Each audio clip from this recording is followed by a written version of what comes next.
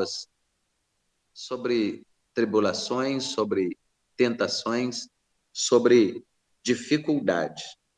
Nós vamos ler Hebreus, capítulo número 10. Hebreus 10. Nós vamos ler no versículo número 36, a seguir, até fechar o capítulo.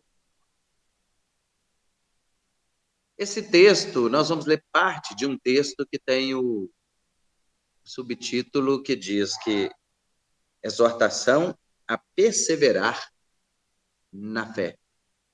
Provas, tentações, dificuldades ou até mesmo tribulações pelas quais nós poderemos passar. E quem não passa? Preocupações, tensões. Quem não passa por isso? Então, nós vamos ver Hebreus, capítulo 10, versículo 36, que diz assim: por que necessitais, perdão, não é uma pergunta, é uma afirmação. Porque necessitais de paciência, para que, depois de haverdes feito a vontade de Deus, possais alcançar a promessa. Versículo número 37. Porque ainda um poucochinho de tempo, e o que há de vir virá, e não tardará. Mas o justo viverá da fé. E se ele recuar, a minha alma não tem prazer nele. Nós, porém, não somos daqueles que se retiram para a perdição, mas daqueles que creem para a conservação da alma. Vamos orar, vamos aproveitar e apresentar a vida da irmã Maria, vovó da diaconisa Flaviane, também o seu tio Wilson, que sofreu um AVC, está internado. Vovó Maria, acho que pegou aí uma pneumonia, mas nós vamos pedir a Deus para cuidar, para que o anjo da cura do Senhor possa passar por aquele lugar e abençoar a vida dela, a vida do Wilson. Pai soberano, sabemos que o Senhor é Deus, é o autor da vida, e o poder da vida e o poder da morte está em suas mãos. Mas a tua palavra diz que não há impossíveis para o Senhor. A tua palavra diz que o Senhor é que tira a vida e a dá. Ele faz descer a sepultura e faz tornar a subir dela. A tua palavra diz que o Senhor enriquece, mas também empobrece. A palavra diz que o Senhor abaixa, mas também exalta. E a tua palavra diz, Senhor, que o Senhor pega o mendigo no monturo, no pó, na miséria, e faz assentar entre príncipes, reis e governadores. Crendo nesta palavra, crendo nesta promessa e crendo nos cumprimentos de tudo que o Senhor tem falado. Então, por isso, nós estamos aqui, apresentando ao Senhor a vida da sua filha, apresentando a vida do seu filho, ó Pai, e apresentando as intercessões, as intenções na oração, para que vidas sejam alcançadas, para que vidas sejam, Pai, ministradas pelo Senhor. Envia os seus anjos, Pai, no leito da enfermidade. Envia os seus anjos, ó Pai, nos hospitais. Onde for necessário a intervenção do Senhor. Que as mãos do Senhor possam agir para curar, para libertar e transformar vidas na autoridade que há no nome e no sangue de Jesus. Fica conosco nesta noite. Nos ensina mais da tua palavra. Que nós possamos aprendermos a tomar posse das promessas que tens para nós. E assim, todos nós sejamos agraciados, alcançados pela graça, pela bondade e pela misericórdia do Senhor. Já te agradecemos. Em nome de Jesus. O apóstolo Paulo escreve aos Hebreus falando que necessitamos de paciência. E como necessitamos? O salmista diz uma coisa interessante: esperei com paciência no Senhor. Ele se inclinou para mim, ouviu o meu clamor e me abençoou. Quando nós olhamos e a palavra dizendo que nós necessitamos de paciência, para que depois de havermos feito a vontade de Deus, possamos alcançar promessas ou as promessas ou a promessa feita a nós. Eu creio que quem me acompanha há mais tempo já sabe que quem tem promessa não morre. Quem me acompanha há mais tempo já pôde descobrir que Deus é inimutável. Ele não é homem para mentir, nem filho de homem para se arrepender. Quando ele fala, ele faz. E se ele falou, ele vai fazer. Ele vai cumprir. A palavra diz que ele vela sobre a sua palavra para a cumprir. E em Mateus capítulo 5, lá no nos versículos 16, 17, 18, Jesus diz o quê? Ele disse: ainda que passem os céus e a terra, mas nem um jota ou um tio vai se omitir da lei ou da palavra sem que tudo seja cumprido. Porque aqui está dizendo que depois de havermos feito a vontade de Deus, nós vamos receber, alcançar a promessa feita por Ele. Sempre na palavra de Deus, quando nós a estudamos, existe a promessa feita e existe a condição para alcançarmos promessa.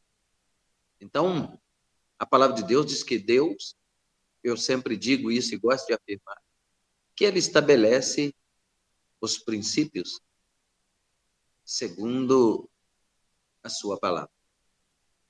Estabelecendo princípios, automaticamente são feitas promessas. Qual que é o nosso dever, como nós lemos aqui, depois de haver desfeito a vontade de Deus? É cumprir os princípios estabelecidos por Deus e Ele agora cumpre promessas. Falhamos no princípio, no cumprimento de princípios, automaticamente a promessa é abortada. Então é necessário estarmos atentos aos princípios estabelecidos por Deus para termos direito e tomarmos posse do que Deus promete na sua palavra. E como eu quero, às vezes, receber algo de Deus, isso não acontece ou eu não recebo no tempo que eu determinei quando pedi algo para Deus. Porque Deus permite que tenhamos provas, tentações, tribulações e até mesmo dificuldades. Primeiro, para nos aproximarmos dele.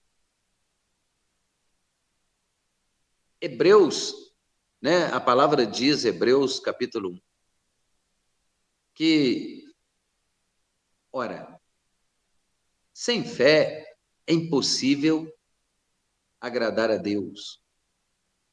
Porque é necessário que todo aquele que se aproxima de Deus creia que Ele existe e que Ele é galardoador daqueles que o buscam. Então, nós sabemos que Deus vai permitir, às vezes, alguma dificuldade, principalmente quando nós temos tendências a fraquejarmos na fé, a falharmos na fé quando, mesmo diante de provas, tribulações e dificuldades, mesmo diante de todas as situações, nós testificamos, afirmamos a nossa fé em Deus.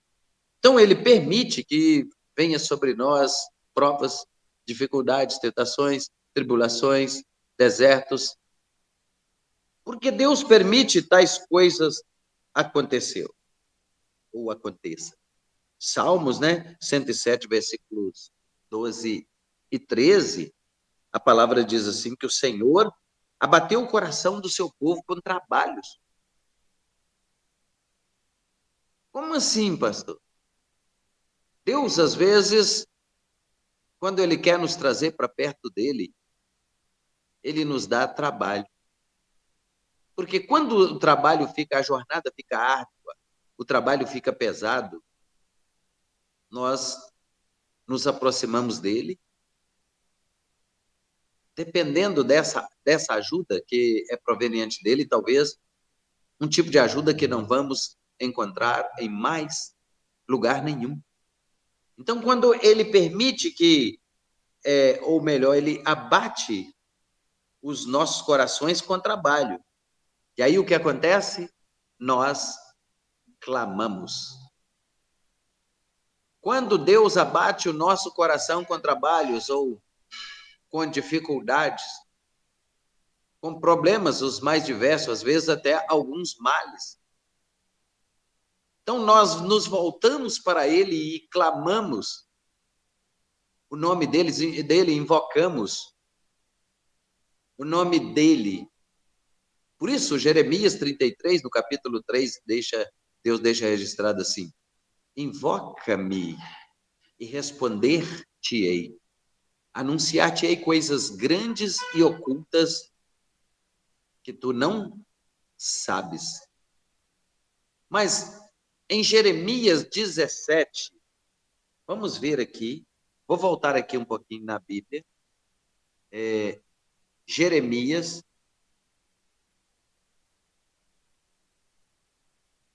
vamos lá, não é 17, vamos achar aqui. Aqui, Jeremias 29, 17 é outra coisa. 29, versículo número 12. A palavra diz assim, olha só, como que o Senhor nos orienta a buscá-lo. Diz assim, então me invocareis, ireis e orareis a mim, e eu vos ouvirei. E buscar-me-eis e me achareis, quando me buscardes de todo o vosso coração. E o versículo 14 diz assim, e serei achado de vós, diz o Senhor. Então me invocareis, ireis e orareis a mim, e eu vos ouvirei. E buscar-me-eis e me achareis, quando me buscardes de todo o vosso coração. Aí, quando nós temos trabalho, ou ele abate os nossos corações com o trabalho, o que vai acontecer? Aí nós vamos clamar ao Senhor no momento da nossa angústia. É uma coisa muito interessante que nós vamos ver, que muitas vezes, muitas pessoas, às vezes, ainda não se aproximaram de Deus, porque acham que vai lhes custar muito caro, ou vai ser difícil pagar a Deus, tem gente que pensa assim, ou atribuir a Ele algo por um milagre feito e como recompensá-lo. Olha, a palavra de Deus diz que tudo é dele é o mundo e a sua plenitude, e ele não vai buscar nada que é meu, que é seu na minha casa. Mas ele se agrada quando nós votamos, quando nós o desafiamos. Deus é Deus de desafios e ele busca ou orienta o seu povo a desafiá-lo, a fazer prova dele. Como nós podemos saber disso? Olha só, vamos ler o Salmo 50, no versículo número 7. Salmo 50, no versículo 7, nós vamos descobrir agora o que Deus quer de mim, o que Deus quer que eu faça, o que Deus quer que você faça, quando Ele te orienta a desafiá-lo. Olha só, a partir do versículo 7, diz assim, ele fala assim, ouve, povo meu, e eu falarei, ó Israel. Israel é o povo de Deus. E eu, Deus, olha só o que ele fala, e eu, Deus, o teu Deus, protestarei contra ti. Se você fizer um voto de tolo,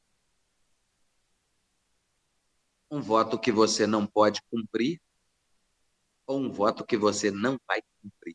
Vai fazer na hora do desespero, mas não vai cumprir. Aí ele fala assim no versículo 8, não te repreenderei pelos teus sacrifícios ou holocaustos de contínuos perante mim. Deus fala assim, olha, eu não vou te proibir de fazer nada. Sacrifício, você quer fazer? Que sacrifício? Naqueles tempos, o povo sacrificavam animais para expiação de seus pecados, para oferecer como incenso, como cheiro agradável, suave, às narinas do Senhor. Incenso hoje, cheiro agradável às narinas do Senhor, são as nossas orações, as orações dos santos, que tem que chegar como cheiro agradável às narinas do Senhor. Então ele fala, não te repreenderei pelos teus sacrifícios. O que é o sacrifício? É o que você apresenta a Deus como entendendo que Ele vai agir em seu favor. O voto que você vai fazer, Deus não vai te repreender nunca pela sua fé. Não só de desafiá-lo, mas crer que agindo dessa forma, Deus fará algo em seu benefício, em seu favor. Então ele fala aqui, ó, ele disse assim, ó, não te repreenderei, versículo 8, pelos teus sacrifícios ou holocaustos contínuos. Aí Deus fala assim, da tua casa não tirarei bezerros nem bodes dos teus currais. Por quê? Era uma forma que o povo tinha de devolver dízimo ou de ofertar ou entregar primícias aos sacerdotes. Naqueles tempos era o resultado da colheita ou aquilo que os animais produziam. Então entregavam ao sacerdote como primícias ou como dízimo e oferta. E o sacerdote tinha o dever de cuidar do órfão, da viúva e do estrangeiro, que porventura habitasse entre eles. Então ele fala assim, não vou buscar nada na sua casa. Por quê? Porque a gente pensa que a gente tem alguma coisa, mas tudo é dele. Olha só, versículo 9. Da tua casa não tirarei bezerros, nem bodes teus currais. Porque, versículo 10, porque meu é todo animal da selva e as alimárias sobre as milhares de montanhas. Conheço, versículo 11, conheço todas as aves dos montes e minhas são todas as feras do campo. Ao versículo 12, agora entra a parte do holocausto que o povo fazia lá, o sacrifício. Se eu tivesse fome, não te diria, pois meu é o mundo e a sua plenitude. A gente não tem nada, tudo é de Deus, ele que deu para a gente. Aí o versículo 13, ele fala, comerei eu carne de touros? Era o que o povo oferecia. Ou beberei sangue de bodes? Agora vem a parte que todos nós podemos cumprir diante de Deus e pagar a Deus, porque ele fala aqui, olha, versículo 14, oferece a Deus sacrifício de louvor. Esse sacrifício não tem ninguém que não possa fazer. Às vezes, a gente chega na casa do Senhor, a gente fica lá meio, como eu preguei aqui sobre Paulo e Silas semana passada. Paulo e Silas cantavam, oravam e cantavam hinos a Deus e os outros presos os escutavam. Então, quer dizer, é importante você orar e você adorar, porque tem alguém aprisionado no pecado, aprisionado nos vícios, na prostituição, nas drogas, nas suas maldades, seus delitos, mas só que eles estão escutando o nosso louvor, a nossa oração e a nossa adoração. Aqui o versículo 14 diz assim: oferece a Deus sacrifício de louvor. Esse sacrifício todos nós podemos dar o nosso melhor. Não é cantar bonito, não é tocar bonito, é coração voltado verdadeiramente para o Senhor, e disso ele se agrada segundo a sua palavra. Oferece a Deus o sacrifício de louvor e paga ao Altíssimo os teus votos. Se você votou na hora do desespero, não faça voto de tolo. Igual eu fiz lá em Israel, né? Prometi, se Deus, eu falei com Deus, se o Senhor não deixar eu sujar a roupa aqui dentro desse ônibus e passar vergonha, eu volto a pé para o Brasil. Sabe, eu acho que eu estava agora entrando no deserto. Vai chegar aqui daqui uns 120 anos, por aí. Eu ia ter que atravessar 4.000 quilômetros de deserto a pé e nadar 10.000 quilômetros no oceano para chegar em São Paulo. E depois acabar de chegar a pé aqui. Pensa bem, sacrifício ou voto de tolo. Ainda bem que Deus não levou em consideração esse voto, senão eu estava agora, eu creio que eu deveria estar ali pelo Mar Morto, por aí afora. Ou atravessando a faixa de Gaza, com aquelas bombas, aqueles bombardeios lá, acho que eu já nem estava atravessando, mas acho que eu já estava era no céu. Mas, olha só, oferece a Deus sacrifício de louvor e paga ao Altíssimo os teus votos. Aí, olha só o que acontece. Versículo 15. Invoca-me no dia da tua angústia, eu te livrarei e você vai me glorificar. Olha que maravilha, Deus, a garantia que Deus dá. Que no dia que nós estivermos angustiados e que nós ouvimos e aprendemos segundo a sua palavra, segundo as suas promessas, que ele já falou, ouve, povo meu, e eu falarei. Ó Israel, ó povo de Deus, eu já falei, vou falar e continuo falando. Eu, teu Deus, vou protestar contra você. Ó, vou te dar puxão de orelha. Não vou te repreender nunca pelos teus sacrifícios, holocausto contínuo perante mim. Da sua casa não tirarei bezerros, nem bodes teus currais. Porque minha é toda limária na serra, todo animal sobre as milhares de montanha. Conheço todas as aves dos montes, e minhas são todas as feras do campo. Se eu tivesse fome, não te diria, pois meu é o mundo e a sua plenitude. Comerei eu carne de touros ou beberei sangue de bodes? Oferece a Deus sacrifício de louvor e paga ao Altíssimo os teus votos. Aí nós temos garantia. Invoca-me no dia da tua angústia. Eu livro você de qualquer situação, qualquer tribulação, qualquer tentação e eu vou te livrar e você vai me glorificar. Eu creio também e tomo posse. E aí, o que acontece? Para ver, quando ele permite provas, tribulações e tentações, para ver o que passa ou que está no nosso coração e se permanecemos fiéis. Quantas e quantas pessoas desistem de Deus? Quantas e quantas pessoas fraquejam na hora da dificuldade, quando pensam que o Senhor os abandonou? Quantas e quantas pessoas desistem de Deus?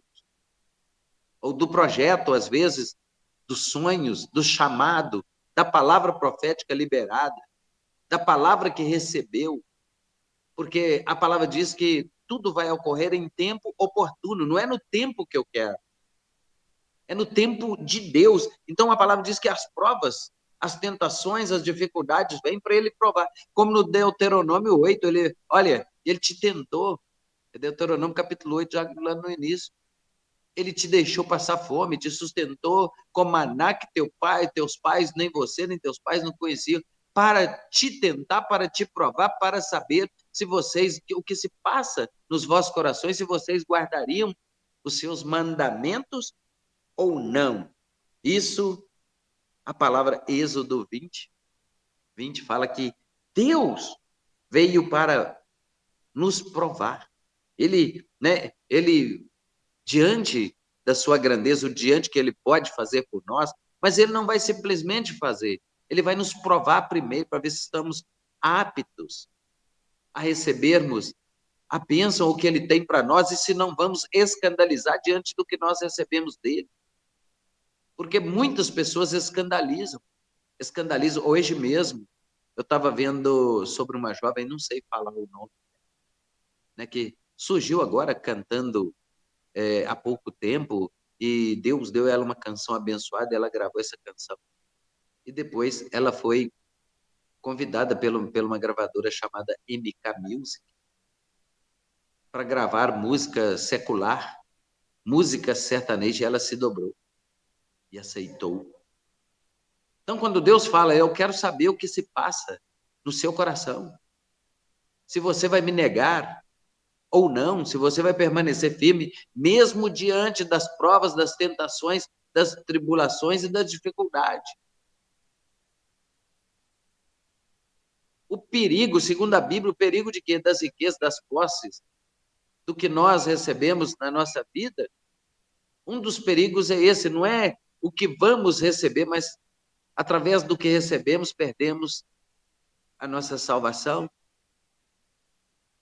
E aí, o Senhor vai falar assim, olha, ele nos pôs à prova, como ele pôs, ou nos coloca, como ele pôs aquele povo no deserto, a prova para tentar ao povo para ver se, para saber o que estava no coração deles, e se eles guardariam seus mandamentos ou não.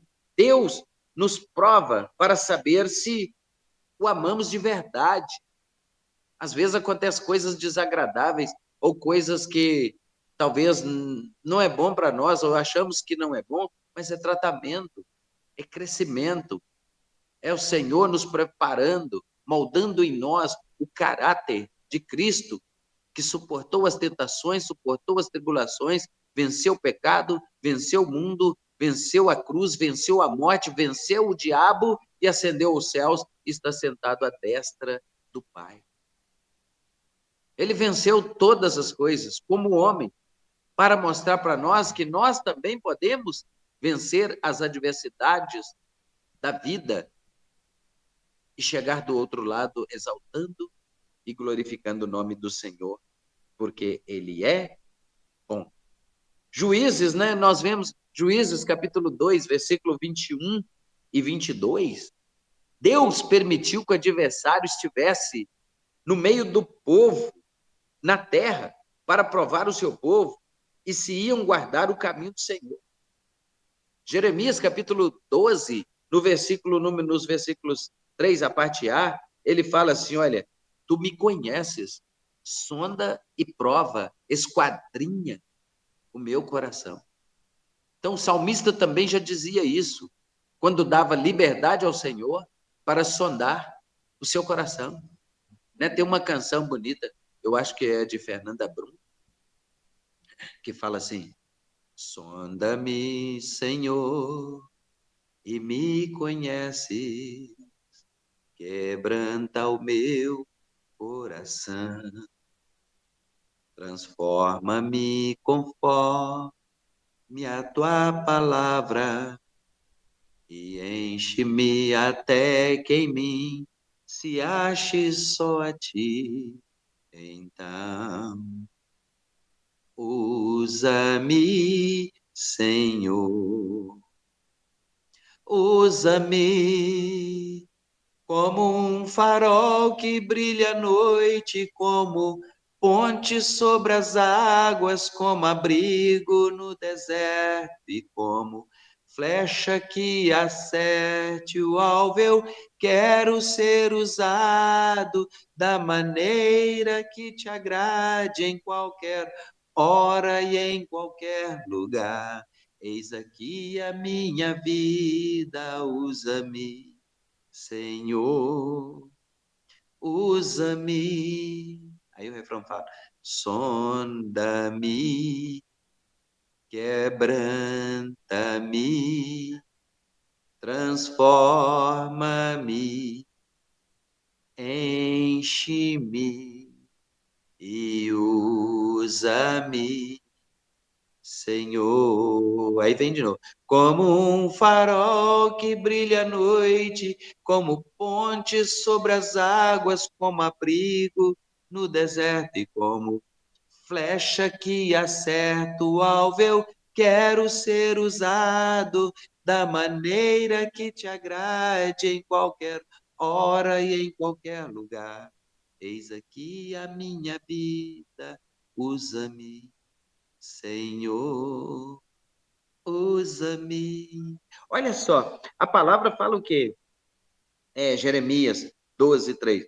Tu me conheces e provas, sonda o meu coração. Jeremias 17:10, ele disse assim: Eu sou o Senhor, eu esquadrinho os corações para dar a cada um segundo os seus caminhos o fruto, os frutos, né, das suas ações. Olha só, o que eu aprendo com isso, eu posso receber de Deus. As permissões, as coisas que vêm sobre minha vida pelas permissões dele, como foi as provas, as tribulações e as tentações de Jó.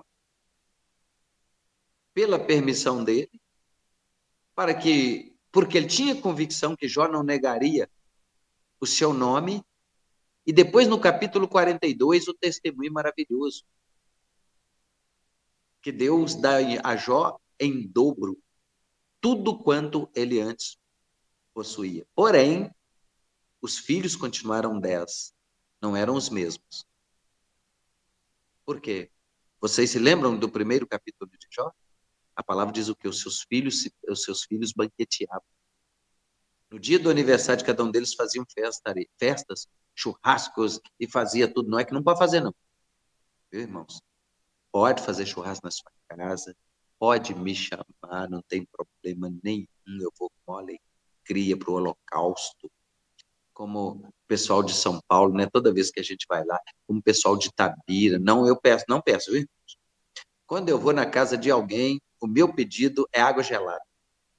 Não vivo sem água gelada. Mas eles fazem isso e eu não posso impedi-los de ser abençoados. A Bíblia diz que quem serve um copo d'água a um profeta recebe recompensa de profeta. Imagine alguém que serve um churrasco. Alguém que serve melancia com sal, como o pastor Walter me apresentou, me ensinou. Melancia com sal. Quem tem pressão alta tem que tomar cuidado, né? Melancia com sal. Agora, a palavra de Deus fala de quê? Da recompensa para aqueles que o servem. E a palavra fala também, ele esquadrinha, sonda o coração para dar a cada um segundo seus caminhos, o fruto das suas ações. Ou seja, qual que é o testemunho maior de Jó? Não é que ele recebeu tudo em dobro. O testemunho maior de Jó é que ele foi acometido por uma chaga maligna, por uma enfermidade maligna, e no momento mais difícil da vida dele, antes, quando ele perdeu tudo, ele disse: "Nu saí do ventre da minha mãe, e não voltarei para lá. O Senhor deu, o Senhor tomou, bendito seja o nome do Senhor." Quando Satanás volta para Deus e Deus fala, ele continua fiel. Perdeu tudo, mas continua fiel. Perdeu 10 filhos, mas continua fiel. Perdeu seus bens, mas continua fiel. Perdeu sua casa, mas continua fiel. Perdeu tudo que tinha, mas continua fiel. Aí o diabo fala o quê? Pele por pele, dente por dente, olho por olho. Tudo que o homem tem, ele dá em troca de sua vida. E Deus falou: poupa, porém, a sua vida. Olha só, o que eu quero dizer para você, que o diabo não pode te matar a menos que Deus permita. O diabo não pode tirar nada de você a menos que Deus permita. O diabo não pode fazer nada, nem tocar, porque a Bíblia diz: ai daquele que toca nos meus ungidos. Ai daqueles que tocam no meu escolhidos. Para o tal seria melhor não ter nascido. Porque quem toca em um ungido de Deus, em uma ungida de Deus, é como tocar na menina dos olhos do Senhor. Então, quando ele perdeu tudo e a mulher dele chega e fala, ainda retens a tua sinceridade, amaldiçoa-se seu Deus e morre, ele disse, receberemos o bem de Deus e não receberíamos o mal? Ele não pecou contra a santidade de Deus, né? A palavra diz o quê? Ele diz, eu sou o Senhor, e eu esquadrinho o coração, Jeremias 17:10, para dar a cada um segundo os seus caminhos, o fruto das suas ações. João capítulo 6, versículos 5 e 6. Ele perguntava isso somente para o experimentar, pois já sabia o que ia fazer.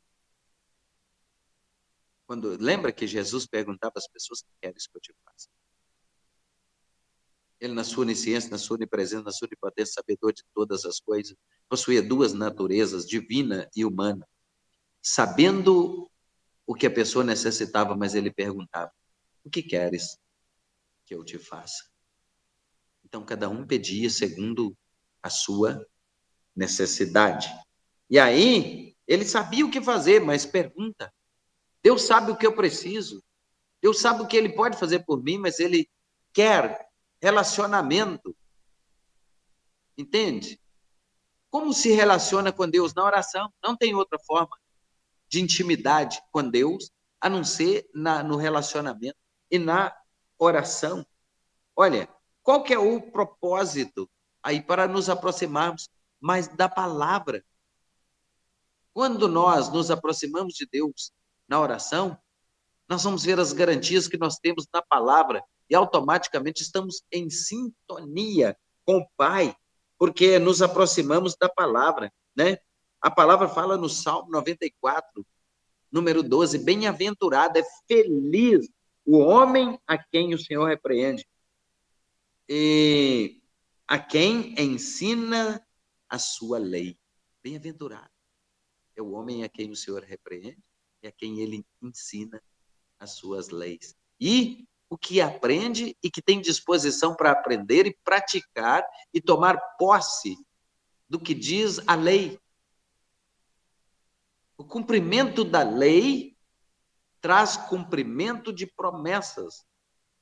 E se praticamos o que é reto diante dos olhos dele, o que ele estabeleceu na sua lei vai virar promessa de provisão, de agir de Deus, de cuidado de Deus, de milagre de Deus. Olha, quer ver uma provisão mais maravilhosa?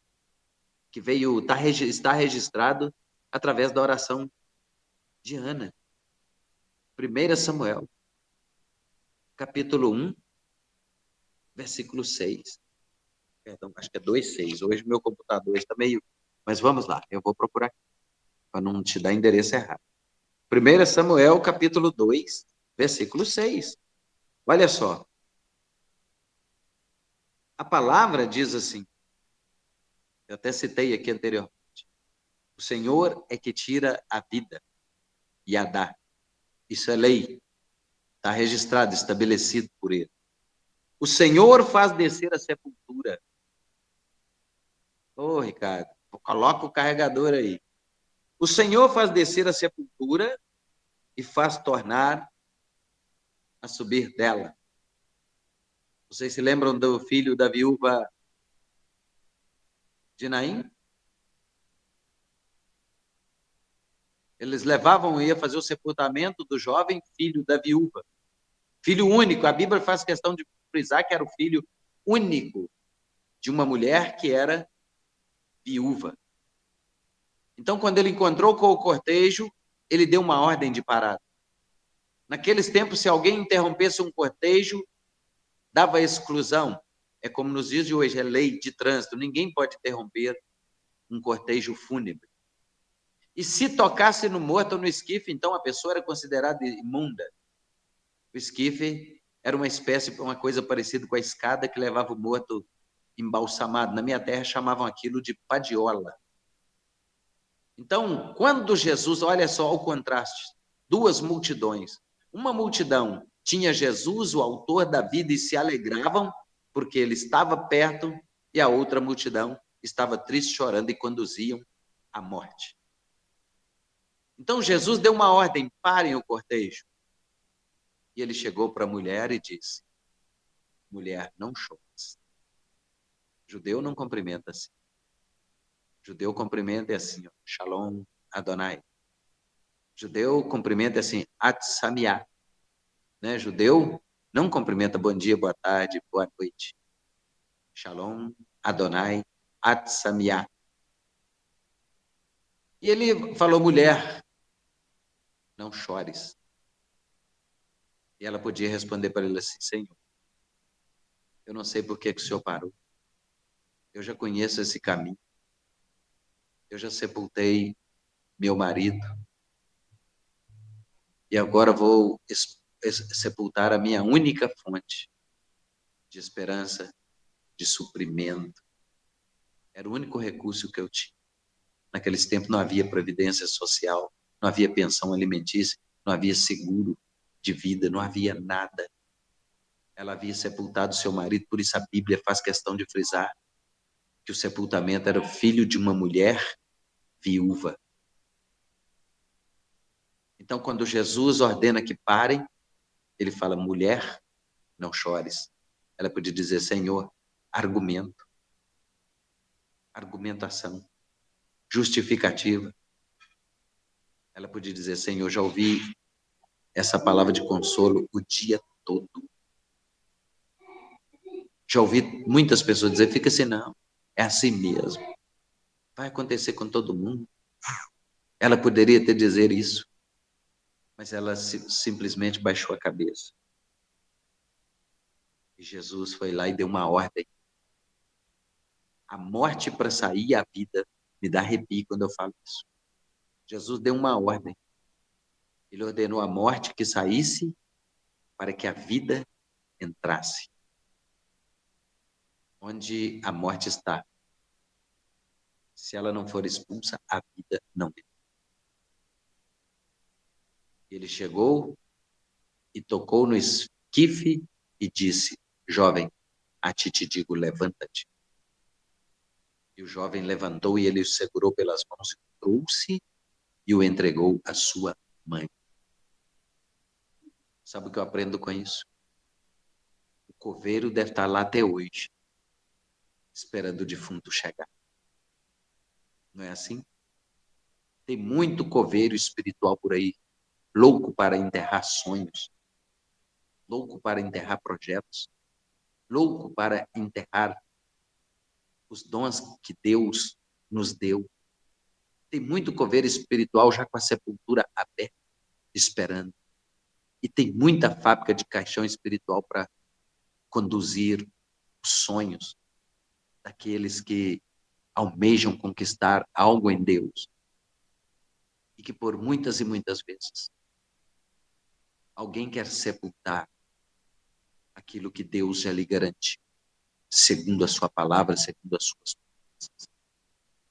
Então aqui, ó, a palavra diz o quê? O Senhor, versículo 7. Vou voltar no 6. O Senhor é que tira a vida e a dá. Ele faz descer a sepultura e faz tornar a subir. O Senhor empobrece, mas o Senhor enriquece. O Senhor abaixa, mas também exalta. Ele levanta o pobre do pó. E desde o esterco exalta o necessitado para o fazer assentar entre os príncipes, para o fazer herdar o trono de glória, porque dos Senhor são os alicerces da terra, e assentou sobre eles o mundo.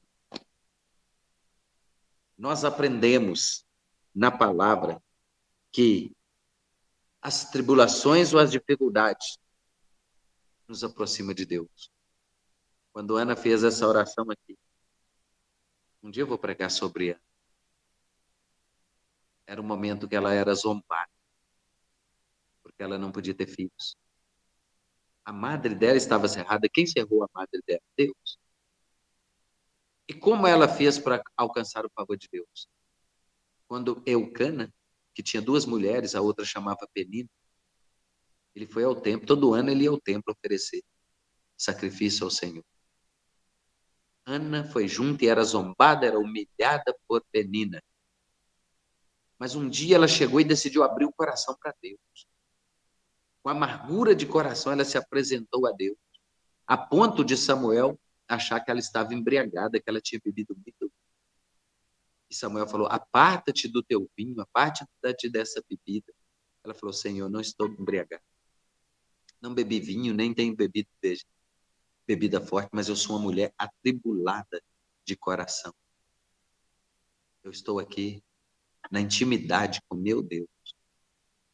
E ele disse: o Senhor seja contigo e faça conforme as tuas petições. Aí ela fez um voto.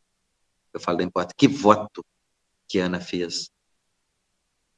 Se benignamente atentares para a aflição da sua serva e me deres um filho varão,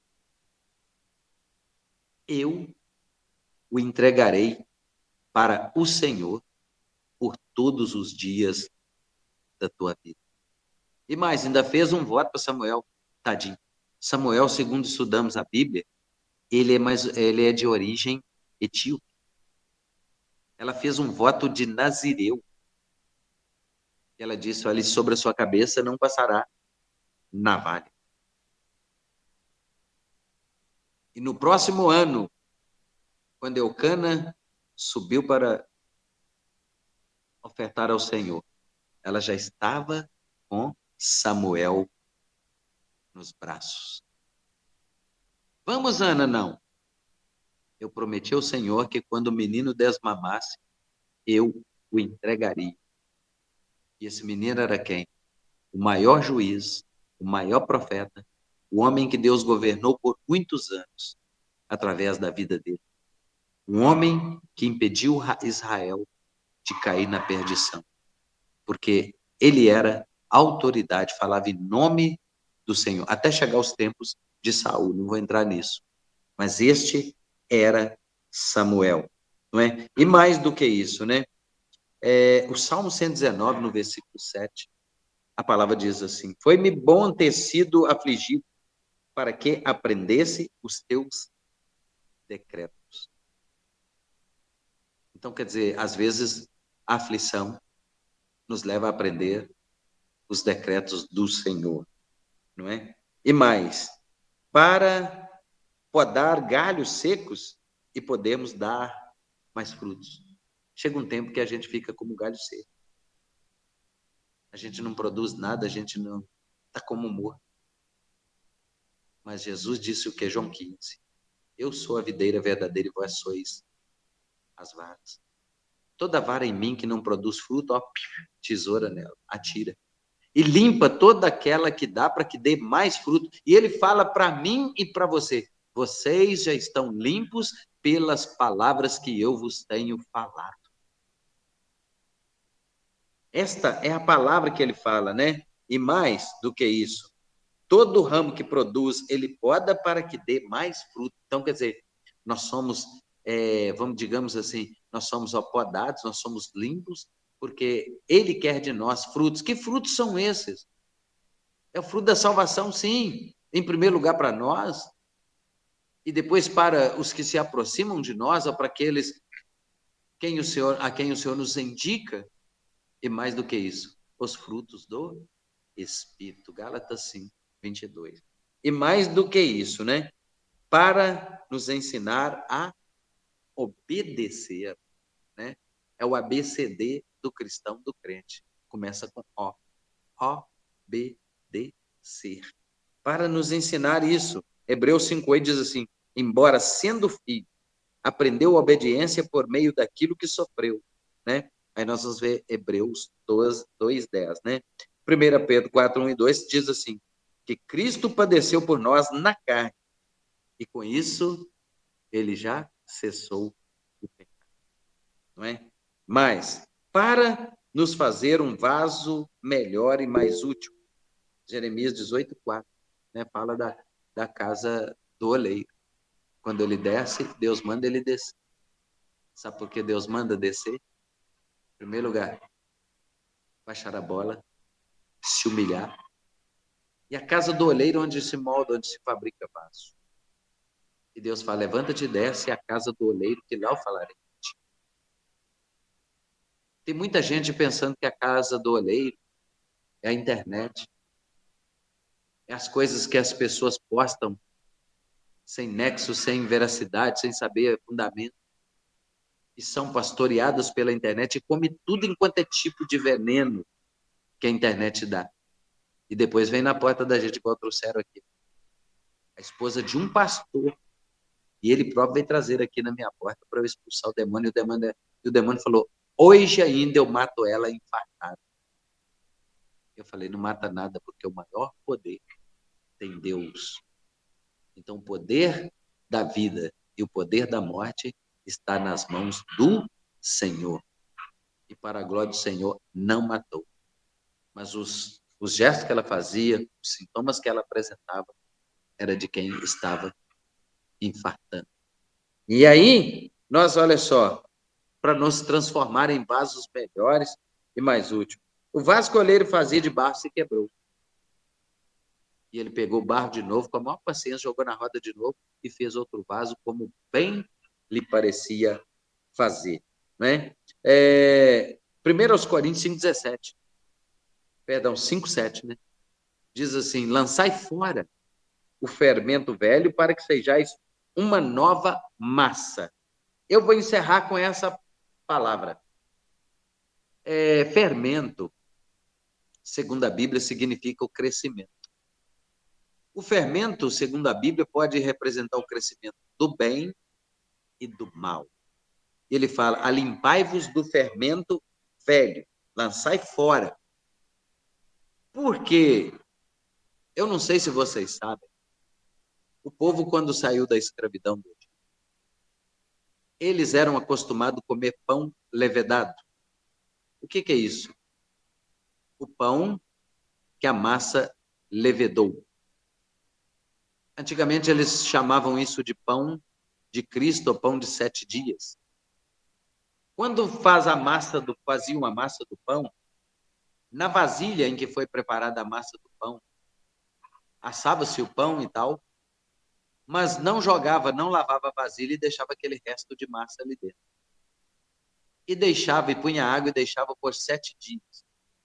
Isso se tornava-se um fermento chamado fermento biológico, fermento natural. Então, quando eles faziam a próxima massa, próximo pão, já tinha um fermento natural ali e a massa crescia, levedava.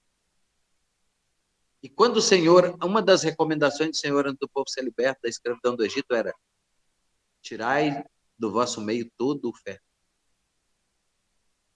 Porque o fermento ali, para Deus, em primeiro lugar, Deus estava observando a obediência, mas o crescimento.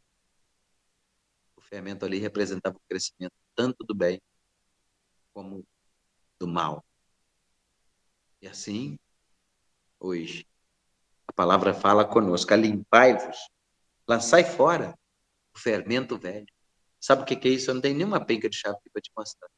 A velha natureza, a natureza humana, a natureza pecaminosa, a natureza obstinada, sabe? Aquela velha natureza, aquele homem ranzinza, carrancudo, malcriado, possesso, ignorante. É isso que ele fala, lança fora o fermento velho para que sejais uma nova massa, para que sejais uma nova criatura. 2 Coríntios 5,17, Paulo deixa registrado. E assim é que se alguém está em Cristo, nova criatura é. As coisas velhas já passaram e eis que tudo se fez novo. Eu sou perfeito? Claro que não. Se você conviver comigo, você vai ver que eu não sou. Se eu conviver com você, eu vou ver que você não é. Embora muitos queiram deixar esta aparência de piedosa, de piedoso, de 100%, mas não é isso que nós somos. E Jesus deixou bem claro isso em Lucas 5,31. Ele disse, não necessitam de médico os que estão sãos, não. Mas sim os que estão enfermos. Eu não vim chamar os justos, mas os pecadores ao arrependimento. É isso que Jesus veio fazer. Eu não vim chamar os justos. Porque o hospital não é para quem está são. O hospital é para quem está doente. Eu não vim chamar os justos, mas os pecadores ao arrependimento. Quando nós nos arrependemos, tem cura. Quando nós nos arrependemos, há transformação. Muitas vezes nós não recebemos o milagre porque nós temos coisas guardadas no coração e não nos arrependemos. Quando nós temos, às vezes, um delito que não confessamos e não nos arrependemos para sermos perdoados. Quantas e quantas vezes precisamos perdoar alguém, não perdoamos. Quantas e quantas vezes precisamos pedir perdão para alguém, não pedimos. Isso tudo significa o fermento que deve ser tirado do nosso. E aí Jesus fala, o hospital não é para quem está sã. O hospital é para os doentes. Ele não veio chamar os justos, mas veio chamar a mim e a você ao arrependimento. Amém, queridos?